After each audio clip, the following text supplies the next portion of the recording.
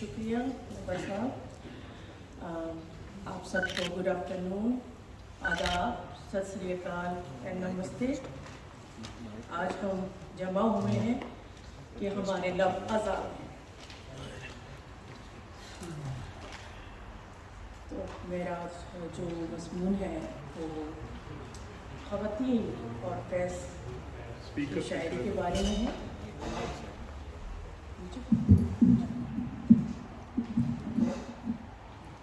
دوستو، ہر تصنیف اپنے مصنف کے دل و دماغ کی پیداوار ہوتی ہے. وہ اپنی ذات کو اپنے فن میں اجاگر کرتا ہے. بڑے ادب کی بنیاد ذاتی تجربے پر ہوتی ہے. ہر ادیب یا شاعر کا تجربہ وسیع ہونا ضروری نہیں، بلکہ اس نے جو کچھ دیکھا، سنا، سمجھا اور محسوس کیا اسے پوری دیانتداری سے پیش کر دیا. فیض کی شاعری میں ہمیں کسی بھی صنفی تعصب اسی لیے نظر نہیں آتا کیونکہ فیض ایک انقلابی مفکر اور اشتراکی حیثیت سے محبت، سماجی ہم آہنگی اور آفاقیت کے قائل ہیں.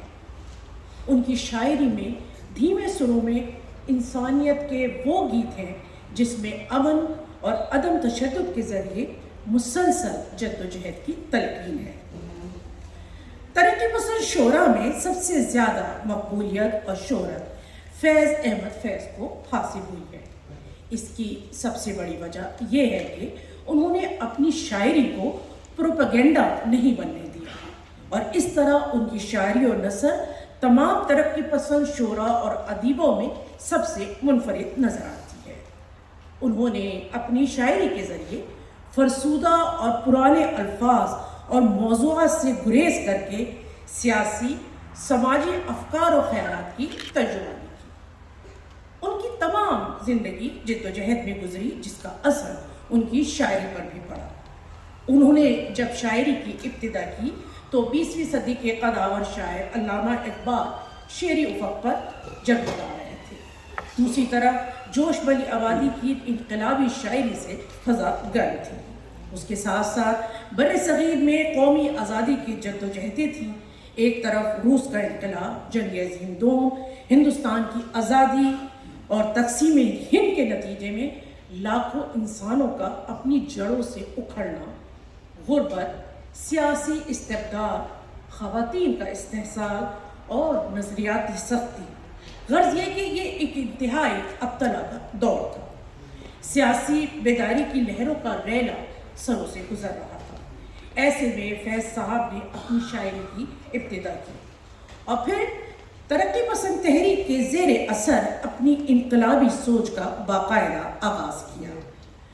انہوں نے نہ کبھی دل بیچنے کو آخری منزل قرار دیا اور نہ ہی جان کی خریداری کو حرف آخر سمجھا. دوسری جنگ عظیم کے بعد جب عوام اپنے حقوق کے لیے اٹھ کھڑے ہوئے تھے، آزادی کی تحریکیں چل رہی تھیں، استعماری نظام کے جبر کی زنجیریں ٹوٹ رہی تھیں، یہ وہ زمانہ تھا جب مزدوروں اور کسانوں میں بیداری کی لہریں پیدا ہو رہی تھی. سرمایہ دارانہ نظام اور پدرسری نظام خواتین کو کموڈیٹی یا جنس کے طور پر استعمال کر رہا تھا. تو دوسری طرف مغرب کی خواتین اپنی جد و جہد کے ذریعے ووٹ کا حق حاصل کر رہی تھیں. ٹریڈ یونینز ان کو ان کے حقوق فراہم کر رہی تھیں. خواتین بنا کسی صنفی تفریق کے صنعتی ترقی کا اہم رکن بن چکی تھی. ایسے وقت میں فیض نے پورے نوع انسانی کو یکساں طور پر مخاطب کیا. کسی مرد یا خاتون کی تفریق نہیں تھی، کوئی صنفی امتیاز نہیں تھا. اگر ہم غور کریں تو روح انسانی کا سب سے بڑا مسئلہ معاش کا ہے. اس طرح ادب کی روح سے سب سے بڑا مذہب انسانیت کا ہے. ترقی پسند ادیب مذہب کے بجائے انسانیت پر اعتقاد رکھتا ہے. ہم نے دیکھا کہ یہی نظریات ترقی پسند تحریک کے آغاز کا سبب بنے. اردو شاعری اور نثر میں جدید خواتین کی حسیات اور ان کے جذبات و خیالات کی تصویر کشی خواتین اہل قلم نے نصف صدی پہلے شروع کر دی تھی.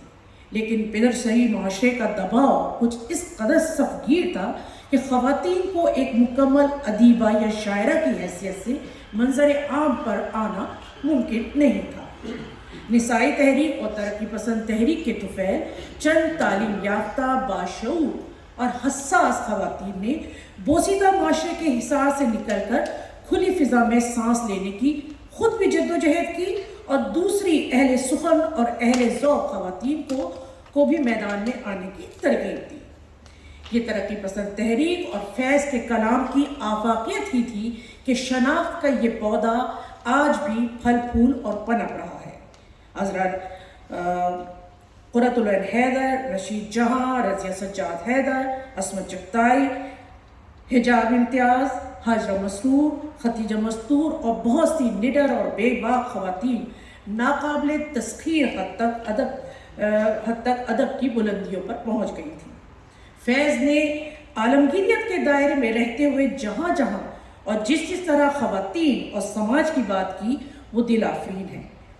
ایک آخری بات ہے کہ فیض کا کہنا تھا کہ جو کچھ ان کے زمانے میں ہوتا رہا ہے وہ آئندہ بھی ہوتا رہے گا، مگر اب پہلے کی نسبت حالات بہت دگرگون ہو چکے ہیں۔ ان کے زمانے میں نہ تو اس طرح خواتین پر تیزاب پھینکے جاتے تھے، نہ اس طرح غیرت کے نام پر قتل ہوتے تھے، نہ آتے جاتے سڑکوں پر اور عورتوں کو بے عزت کیا جاتا تھا۔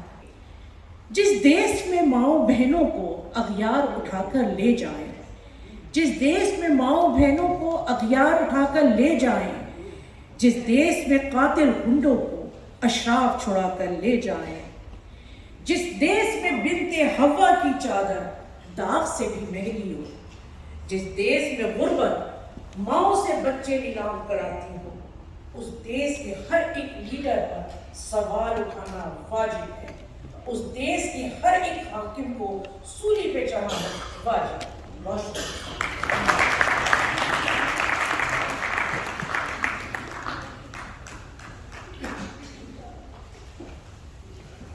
بہت بہت شکریہ، بہت زبردست آپ کی اسپیچ تھی۔